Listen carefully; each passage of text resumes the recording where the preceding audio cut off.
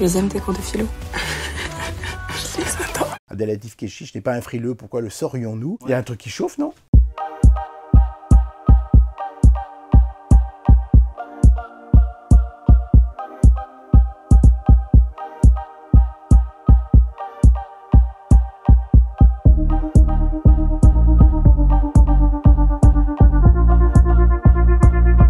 Nous sommes en 2013 et le tout premier événement du Festival de Cannes, c'est la personnalité de son président, puisque Steven Spielberg a accepté d'être le président de ce Festival de Cannes. Petit souvenir personnel, mais moi qui m'avait beaucoup touché, je me souviens de lui à une projection du matin à laquelle ne sont pas obligés d'aller les membres du jury qui finissent très tard, les soirées très glamour auxquelles ils sont invités. Et il était là tout seul dans la rangée réservée aux membres du jury, à regarder les films jusqu'au bout du générique, à vraiment les capter, les avaler, être en fusion avec eux. Et j'avais trouvé l'image extrêmement magnifique parce que d'abord elle était très simple, Spielberg tout seul, sans service d'ordre, sans personnel de garde autour de lui en train de regarder les films, avec un côté comme ça très partageur du cinéma.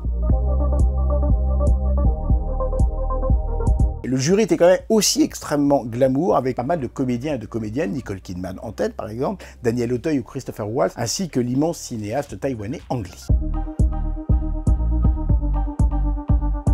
Le deuxième événement de ce Festival de Cannes, c'est une année faste. C'est une année comme on en rêve tous quand on va à Cannes et quand on va au festival, c'est-à-dire qu'il y a pratiquement un grand film derrière chaque projection. Alors on se souvient de Jimmy P par exemple, d'Arnaud Desplechin, Only Lovers Left Alive, grand film de Jim Jarmusch. On se souvient de Only God Forgives de Nicolas Winding Refn. Il y a également The Immigrant de James Gray, il y a Jeune et Jolie de François Ozon, et puis il y a La Vénus à la fourrure de Roman Polanski. Donc il n'y a que des grands films, et quand il n'y a que des grands films, eh bien le choix est particulièrement difficile, et cette année-là, le lauréat de la Palme d'Or, et je dois avouer avoir été fou de joie à l'énoncé de ce titre-là, c'était La vie d'Adèle, chapitres 1 et 2 d'Abdelatif Kechiche. Je pense que ce film, c'est universel parce que ça part d'une histoire d'amour et c'est pas important que ça soit deux femmes et on l'oublie.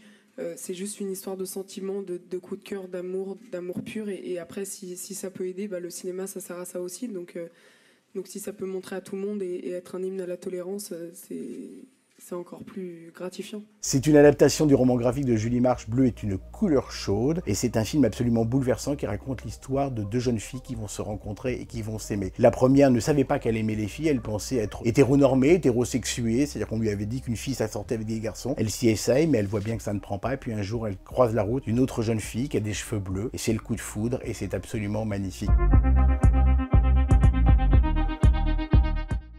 Oui, non, c'est un film d'amour avant tout. Je pense que c'est comment l'amour d'aujourd'hui, la modernité. Je pense que c'est un film qui témoigne de notre époque et qu'aujourd'hui, voilà, on a le droit d'aimer qui on a envie.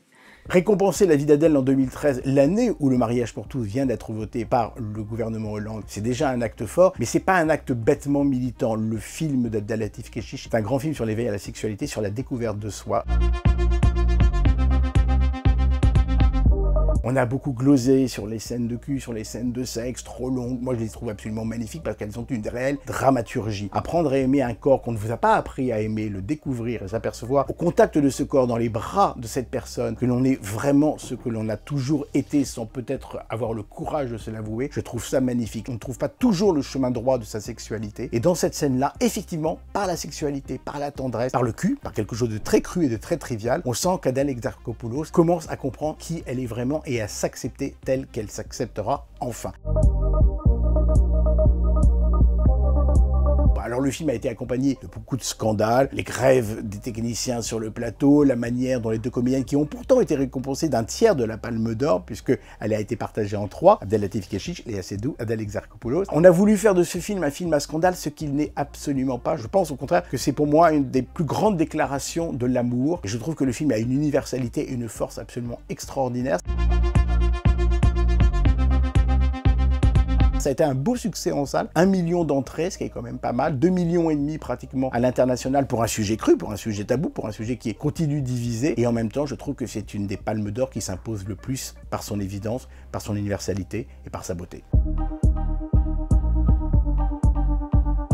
Je trouve vraiment votre question déplacée et imbécile. On est dans un festival de cinéma. on fête le cinéma, on parle de cinéma.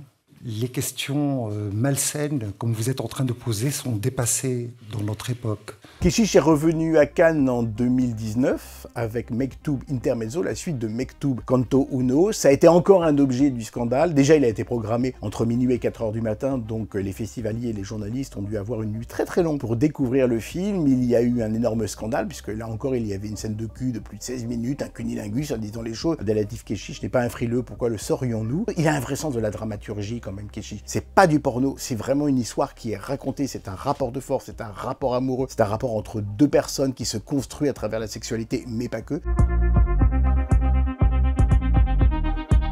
Moi, je trouve le film illégal, ça c'est vrai, alors que j'adore Canto Uno. Il a été accompagné de beaucoup de scandales, puisque la comédienne a prétendu qu'elle ne savait pas que la scène serait aussi in extenso, aussi longue. On veut toujours encadrer les films de Keshish de scandale, ce que je trouve un tout petit peu dommage, parce que ça met de côté le grand cinéaste et les œuvres d'art dont il est capable.